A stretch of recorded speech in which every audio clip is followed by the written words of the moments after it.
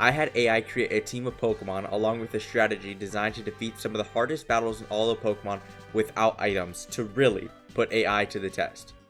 First is Cynthia.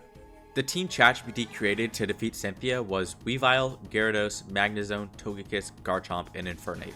I was first recommended to start off the battle with Togekiss, since ChatGPT thought that Togekiss was a fairy type in Platinum. I was told to paralyze the Spiritomb and then go for air slashes to try and flinch the Spiritomb thanks to our Serene Grace ability. We eventually get some flinches and the Spiritomb gets knocked out. We then switch Magnezone into Cynthia's Togekiss, where ChatGPT tells us to sacrifice Magnezone after getting some damage in and then switch to Weavile. This works and Weavile ends up finishing off the Togekiss. We then switch Gyarados on the incoming Lucario. ChatGPT gets absolutely blessed because Lucario misses Stone Edge and Gyarados gets a free knockout onto Lucario. Cynthia's most problematic Pokemon for most people comes in next, her Garchomp. Unexpectedly, Garchomp gets annihilated since ChatGPT completely counterpicked it with Weavile, but next comes Milotic, a Pokemon ChatGPT cannot process. We're told that Gyarados' Waterfall will do significant damage to the Milotic, which, guess what, it doesn't, and Gyarados faints. ChatGPT then says to switch in Togekiss to Thunder Wave the Milotic, which doesn't end up happening since Milotic outspeeds Togekiss and Ice Beams it.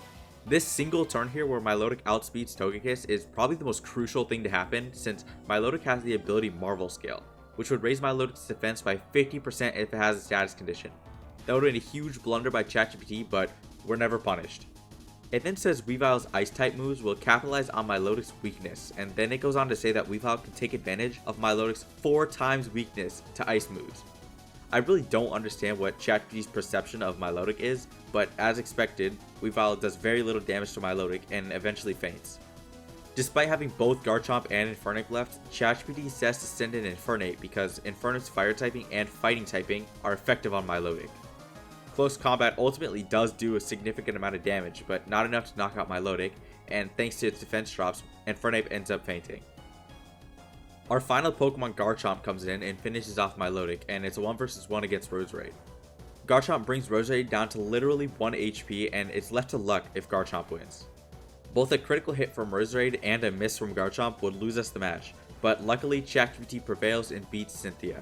An absolutely horribly played battle, but thanks to some luck and some major counter picks, ChatGPT can beat Cynthia.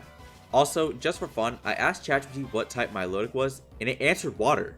I don't understand ChatGPT's issue with Milotic, but nonetheless, we won. Next up is N. The team ChatGPT designed was Samurott, Chandelure, Excadrill, Conkeldurr, Jellicent, and Zweilous. ChatGPT chose to lead with Samurott because its water-type Surf is supposedly super effective against Reshiram.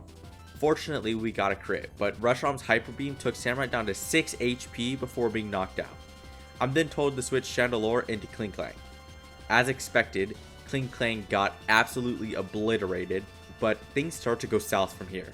Caracosta comes in and ChatGPT says to switch to Excadrill, which makes sense, but thanks to a combination of Waterfall and Priority Aqua Jet, Excadrill goes down. ChatGPT then tells us to bring in our 6 HP Samurott into a Caracosta with Priority, which unexpectedly results in Samurott fainting.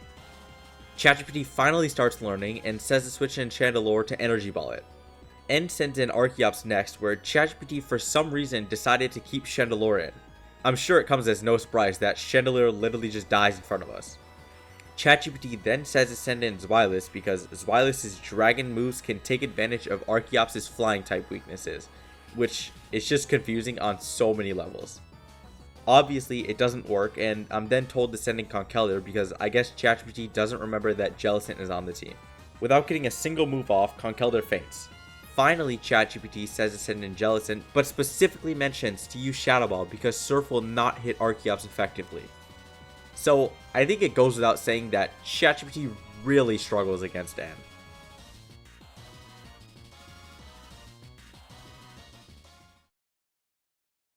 Red was the final boss of my childhood, so I really want ChatGPT to do well here. The team made to fight Red consisted of Feraligatr, Ampharos, Crobat, Heracross, Espeon, and Mamoswine. For obvious reasons, ChatGPT decided to lead with Mamoswine as a major type advantage, but to my surprise, Pikachu's Iron Tail brought Mamoswine down to 2 HP. Mamoswine hit back with Earthquake, one-shotting the Pikachu. I went ahead and checked, and my Mamoswine had an HP EV of 1, so this Iron Tail had a pretty decent chance of one-shotting Mamoswine. Next comes in Blastoise, and ChatGPT asked for Ampharos, which led to Blastoise fainting, but not before taking a decent chunk of Ampharos' HP. Snorlax came in next, and ChatGPT calls for Heracross, and surprisingly, the Snorlax actually just barely lives the close combat. The Snorlax for some reason goes for Blizzard, doing less than half to Heracross, and Heracross picks up the knockout. Next comes in Charizard, and we send in for Alligator. In an extremely unlikely sequence of events, the Charizard flinches the first Air Slash and then crits the second Air Slash. The chances of this happening are slightly over 1% odds, since it has to overcome the chance to flinch, the chance to crit, and the 5% chance Air Slash has to miss. Regardless, ChatGPT says it sent in Ampharos, but Charizard outspeeds and picks up the knockout with Flare Blitz. Luckily, Ampharos' static ability comes in clutch and manages to paralyze the Charizard before fainting. This allows Mamoswine to come in and outspeed the Charizard and knock it out with a Stone Edge, which I'd say makes up for the Air Slash shenanigans. Next is Lapras, and ChatGPT sends out Heracross, which does major damage with close combat, bringing Lapras' HP down to just a sliver before being knocked out by a Blizzard. Mamoswine comes back out to Stone Edge the Lapras, picking up the knockout. Red then sends in Venusaur, and Crobat finally hits the field. This turned into the biggest stallfest ever, with ChatGPT constantly calling for Crobat to use Fly, Red using 2 full restores, the hail hitting every turn, and Red landing a Sleep Powder. Oh yeah, also, Gen 4's health bar speed really didn't help.